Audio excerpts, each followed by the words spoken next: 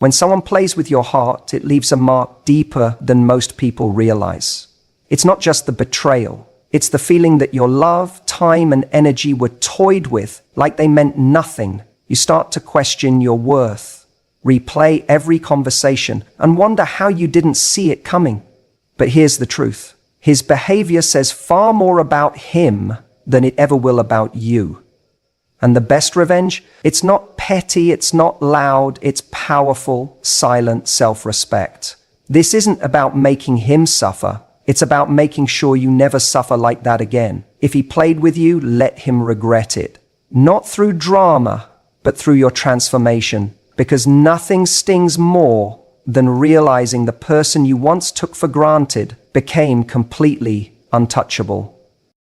When someone plays with your emotions, sending mixed signals, offering crumbs of affection, making promises they never intended to keep, the most powerful thing you can do is cut the cord. That means removing their access to you, emotionally, physically, digitally. This is not about being dramatic. It's not about proving a point. It's about reclaiming your self-respect and choosing peace over chaos. The moment you decide that this person no longer deserves a front row seat in your life, you stop feeding the dynamic that gave him control in the first place. People who play with others usually do so because they've learned they can get away with it. They rely on your hope, your forgiveness, and your desire to see the good in them. They know exactly what to say to reel you back in the moment you pull away. They live off that power. And the more they sense you still care, still wait for their messages, still stalk their social media, still respond when they reach out, the more they keep the game going. They don't have to be consistent because your attention has become so predictable. That's why the moment you go silent, truly silent, they start to notice. Because you're no longer participating in the emotional tug-of-war. Cutting the cord doesn't mean you don't care. It means you care enough about yourself to stop allowing someone to emotionally manipulate you. It means recognizing that love should never feel like a game of control or confusion. You stop giving him space in your mind. Stop rehearsing imaginary conversations and stop reacting to his breadcrumbs. You stop answering texts that come in at 11 p.m. and you stop keeping the door cracked open for what if. The closure you're looking for doesn't come from him changing, it comes from you refusing to engage. When you remove access, you force the other person to feel the absence of your energy. And make no mistake, your energy is powerful. He may not have respected it when he had it, but he'll feel the void when it's gone. And not because you told him to, not because you made a dramatic exit, but because you quietly left the stage. That's when regret starts to brew, not when you beg or plead or explain, but when you vanish. It creates space for him to realize what he's lost without you needing to orchestrate it. You're not doing this for revenge. You're doing this because your peace matters more than his attention. Every time you choose not to reply, not to watch his stories, not to fall back into old habits, you reinforce your own value. You prove to yourself that you don't need validation from someone who failed to value you in the first place. And with every boundary you enforce, you strengthen your emotional immune system. You start to see things clearly, not through the lens of potential, but through the reality of behavior. This is how you begin the healing process, not by hoping he changes, but by changing how you show up, by refusing to be an option, by being unavailable for games, by showing up for yourself in the ways he never could. And ironically, the more you pull back, the more magnetic you become, not because you're trying to be, but because someone who respects herself becomes impossible to ignore. He may regret what he lost, but by then, you'll be too far gone to care. After someone has played with your emotions, your first instinct might be to show them what they missed out on, to post pictures of your best self online, to seem happy and unbothered, to make it look like you're thriving just to trigger a reaction. But here's the truth. Real evolution doesn't happen in front of an audience. It happens in silence, in solitude, in the quiet moments where no one is watching. The most powerful transformation you'll ever make won't be for him, it will be for you. Upgrading in private is the opposite of trying to make someone regret losing you by performing happiness. You're not trying to prove that you're over it. You are over it. And that shift is everything. When you evolve in silence, your motivation changes. You stop acting from pain and start building from purpose. Your glow up isn't a revenge plan. it's a healing plan. You're no longer chasing validation, likes, or attention. You're investing in peace, clarity, and a future that has nothing to do with him. When you move quietly, you protect your process. No one needs to know how many nights you cried, how hard you've been working, or how many times you had to drag yourself out of bed just to show up for yourself. It's none of their business, because your progress isn't for public consumption, it's sacred. And the less people know, the stronger you become. You're not distracted by reactions or applause. You're fully in your lane, focused on becoming the version of yourself that you admire. And while you're doing that, while you're evolving, healing, learning, creating, and growing, something powerful starts to happen. You begin to outgrow the version of yourself who tolerated someone who didn't treat you right. You begin to see just how much you were shrinking in that relationship just to keep the peace or keep his attention. And when you realize that, regret stops being the goal. The goal becomes freedom, self-mastery, wholeness. You become so committed to your new standard that the idea of going back to someone who mishandled you feels ridiculous. Here's the ironic part. When you evolve in silence, the change becomes undeniable. You don't need to say a word. You don't need to show off or send signals. One day, if he happens to look back, he won't recognize the woman he once had access to. He won't be able to trace the steps of your growth because you didn't leave breadcrumbs. You just vanished and re-emerged as a woman who would never entertain his kind of behavior again. That's not revenge, that's power. This kind of growth doesn't come from pretending to be okay. It comes from facing your pain head on, deciding that the cycle ends with you, and making daily choices that align with who you really are, not who you had to become to be loved by someone emotionally unavailable. You don't wait to be seen anymore. You see yourself. You acknowledge your effort, your resilience, your heart, and the more you do that, the less room there is for anyone who does. So while he's waiting for you to break, to reach out, to play the same old game, you're becoming someone unrecognizable to that version of your past. Someone grounded, whole, and emotionally unavailable to dysfunction. That's the part he'll regret, not just that he lost you, but that he never even took the time to know the woman you were becoming. And by the time he notices, he won't even know where to find her. There's a moment after the heartbreak, after the silence, after the long nights of overthinking, when you realize you were starving for attention from someone who was never truly present with you. And in that moment, you see it clearly. What you craved wasn't love. It was the illusion of being seen. He gave you just enough to keep you hoping, but never enough to truly feel secure. It wasn't affection, it was distraction. And now you get to change the game, not by chasing more attention, but by choosing intention in every area of your life. Attention feels good in the short term. It's the late night text that says, I miss you. It's the Instagram like 2 weeks after he disappeared. It's the phone call out of nowhere just when you were starting to move on. But attention doesn't equal effort. It doesn't equal investment, and it definitely doesn't equal love. When you stop measuring your worth by how much attention you're getting and start asking yourself whether someone is showing up with real intention, you stop falling for moments and start looking for patterns. You stop needing the thrill of being wanted and start demanding the security of being valued. This isn't just about relationships, it's about your whole life. It's about how you use your time, where you place your focus, and what energy you allow into your world. When you begin living intentionally, you no longer have space for people who are unsure about you. You no longer engage with men who breadcrumb you into emotional confusion. Instead, you become someone who knows what she brings to the table and has no interest in proving it to anyone who can't see it on their own. Replacing attention with intention means being radically honest with yourself. You start asking, why am I drawn to this person? Is it because they make you feel safe and seen, or because they're unpredictable and you confuse anxiety with passion? You begin to understand the difference between someone liking you and someone who's ready to build with you. The former might give you butterflies, the latter gives you peace. When you live intentionally, you stop performing. You stop trying to be the cool girl who's unbothered by inconsistent behavior. You stop laughing off red flags because you're scared of seeming too emotional. You embrace your standards. You get clear about what you want, not just from a partner, but from life. And because you're no longer willing to negotiate your values just to feel chosen, you naturally repel anyone who isn't serious. The beauty of choosing intention is that it rewires your entire experience of relationships.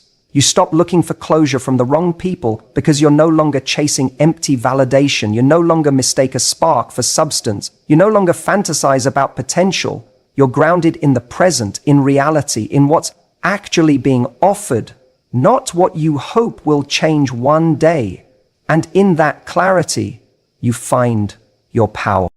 And here's the beautiful twist. When you live with intention, your energy becomes magnetic, not in a desperate, performative way, but in a grounded, self-assured way. People sense when you're not looking to be filled by anyone else. They feel it when you're whole on your own. And the man who once played games with you, he'll notice.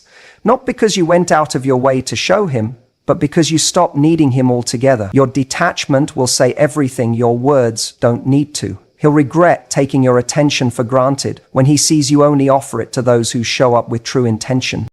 There's a point where words become meaningless. You've already explained yourself. You've already asked for clarity. You've tried to communicate your needs, your feelings, your hurt. And he heard you, but not really. He listened just enough to respond, not enough to change. That's when you realize the most powerful statement you'll ever make isn't with your voice, it's with your absence. Stop trying to make him understand. You don't need to keep justifying your pain, your decisions, or your standards to someone who wasn't willing to meet them in the first place. If he didn't take you seriously when you were present, he doesn't deserve the privilege of your words when you're gone.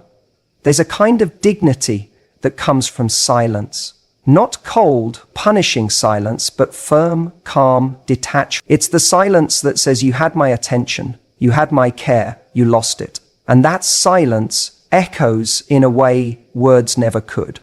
When you keep explaining, what you're really doing is trying to give him a chance to change the story.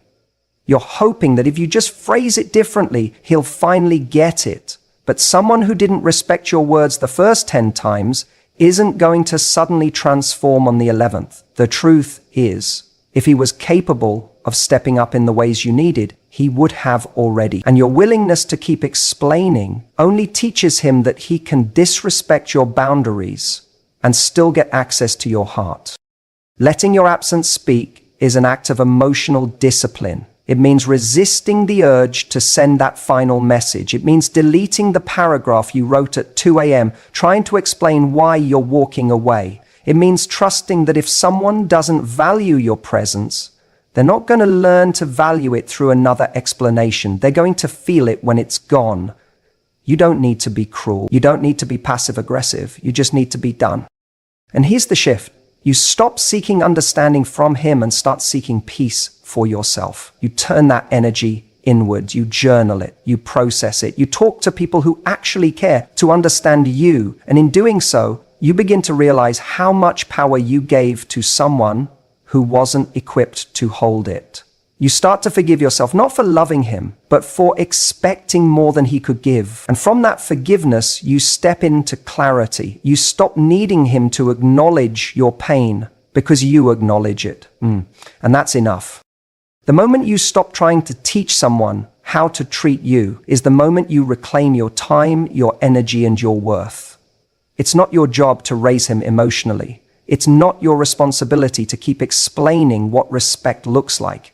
If he truly cared, he would have already asked himself what he could do better. And if he didn't, your silence becomes the answer. Your absence becomes the consequence.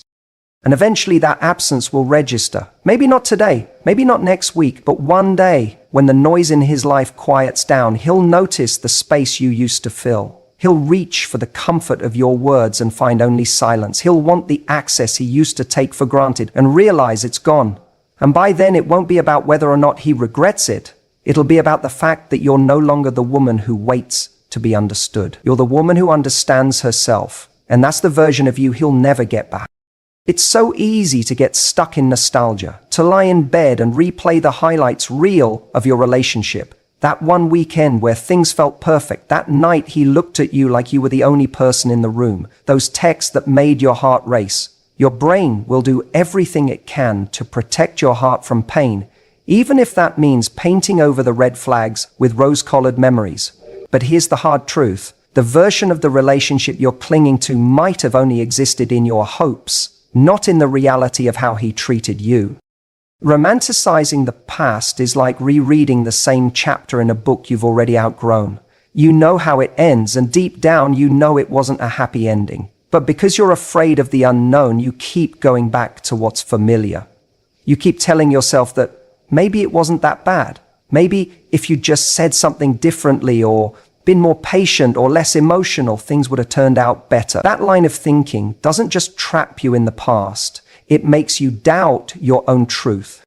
But what if you took all of that energy, the daydreaming, the what ifs, the analyzing, and poured it into building the life you actually want? What if, instead of romanticizing the person who couldn't show up for you, you started romanticizing your future?